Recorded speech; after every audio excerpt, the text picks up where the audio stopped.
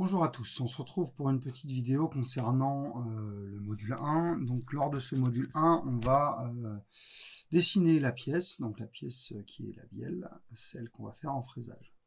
Donc dans un premier temps, on va la dessiner comme si on était en DAO, et puis ensuite on la dessinera comme si on était en FAO. Donc dans un premier temps, la DAO, c'est le sujet de cette première vidéo. Donc voici le dessin de définition. Donc la pièce est relativement simple.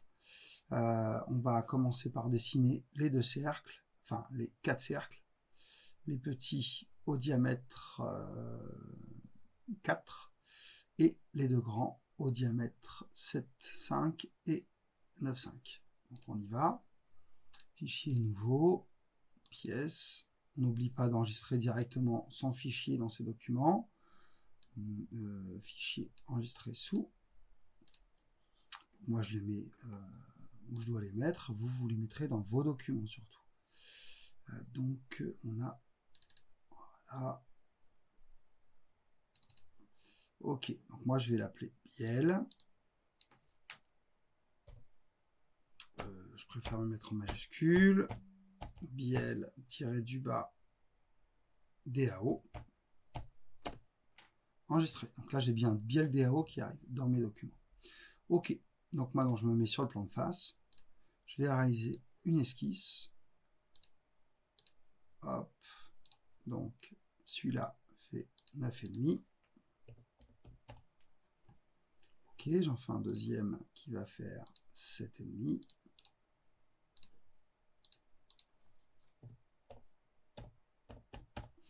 Ok, maintenant deux petits concentriques, donc là je reprends celui-là, il me donne normalement le centre, je repars pour 4,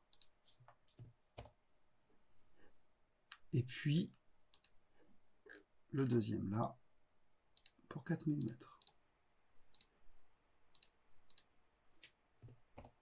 Ok, donc comment ça se fait que les cercles ne soient pas noirs? C'est parce qu'on n'est pas encore placé, on n'a pas placé nos différents cercles par rapport aux repères. Donc déjà, on va commencer par les rendre horizontaux et pareil par rapport à ça. Ok, donc maintenant, si je veux les bouger, je ne peux plus les bouger de haut en bas que de gauche à droite. Ok, je vais faire un troisième cercle. Ce cercle-là, je vais venir, je le clique, CTRL, je reste appuyé sur CTRL et je clique sur le petit cercle. Et je fais tangente. Je fais la même chose là, je clique, CTRL, je reste appuyé sur CTRL et je clique là. Et je fais tangente. Ok, il ne me reste plus qu'à mettre le diamètre du cercle qui est R60.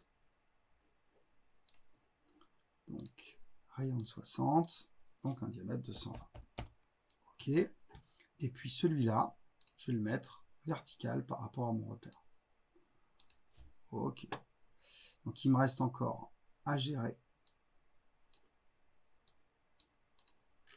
Qu'est-ce qui bouge pas? Voilà, c'est ça qui bouge. Ok, donc on va aller chercher l'info sur le dessin de définition. On a un entraxe de 31,50. Donc de là à là, j'ai 31,50. Voilà. Et puis, je fais la même chose de l'autre côté où je fais une symétrie. On va faire une symétrie, ça va donner l'occasion de le voir. Là, on fait bien ajuster au plus proche. Si on n'est pas ajusté au plus proche, je coupe. Ok. Je fais la symétrie. Donc, c'est symétriser les entités. Ah, j'ai pas fait mon axe de symétrie, ça va être compliqué. Donc, je fais mon axe de symétrie avec une ligne de construction. Ok. Je double-clique, j'arrête ma chaîne. Et maintenant, je vais faire une symétrie de ça par rapport à ça. Je valide. Ok. Et je coupe ça, ça, ça et ça. Ok. Donc maintenant, je vais faire une extrusion. Donc sur combien? Eh bien, sur 8. Fonction bossage, extrusion sur 8 mm. Je valide. Ok, et donc maintenant, je vais mettre sur ce plan-là, et je vais enlever la partie qui ne m'intéresse pas. Donc je vais la construire. Je récupère les centres des cercles et leurs rayons. Je les mets à la même cote. Donc si on est vraiment puriste, on voudrait que ce soit noir, on fait un contrôle et on fait coradial. Donc la même chose pour là. Coradial. Ok, donc là ils sont bien noirs, ils sont bien bloqués. La même chose pour là.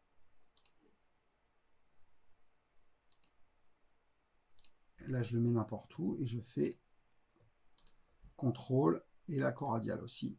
Ah, il ne veut pas, donc il y a un problème. Je vais pas mettre ça. Je vais mettre tangente. Voilà. Ah, ça va pas. Mon point était pas le bon. Donc je supprime ça. Ok. Et je vais refaire mon cercle. C'est pas grave. Toc. Celui-là, tangent là. Hop. Celui-là avec celui-là, tangente. Hop. Et le rayon de 120. Le diamètre de 120. Voilà. Ma paire de ciseaux. Mon axe. Ma symétrie. Ça par rapport à ça. Ok. Et ensuite, les ciseaux, ce coup-là, je coupe pas l'intérieur, je coupe l'extérieur. Et voilà. Et je vais faire fonction enlèvement de matière cette fois-ci. Et sur, donc ça fait 4,5 fini, donc ça fait 2 fois 1,75, c'est marqué là, et pas à chercher 1,75, je valide. Ok, donc je voudrais faire la même chose de l'autre côté sans m'embêter autant. Donc je vais créer un plan, géométrie de référence, plan. Ce plan, je vais l'orienter à 4 mm pour arriver au centre de ma pièce. Pensez bien à inverser le décalage, sinon il va se mettre au-dessus de la pièce. Par défaut, il est toujours extérieur matière. Ok. Donc maintenant, je vais faire une symétrie. De quoi? Je regarde dans mon ordre de création, je veux symétriser ça par rapport à mon plan que je viens de créer. Fonction à symétriser, pardon, et c'est celle-ci. Et je valide. Et voici, j'ai terminé ma pièce en pas très très longtemps. D'accord? Donc maintenant, on a fait ce travail-là en dessin assisté par ordinateur. Ce que vous seriez à même de faire en construction. Maintenant, on va le faire comme si on usinait la pièce. Ok. Et après, je vous demanderai en fonction de ce dessin, de cette création de pièces, de me retrouver la gamme de fabrication. Ok. On se retrouve très vite pour la suite.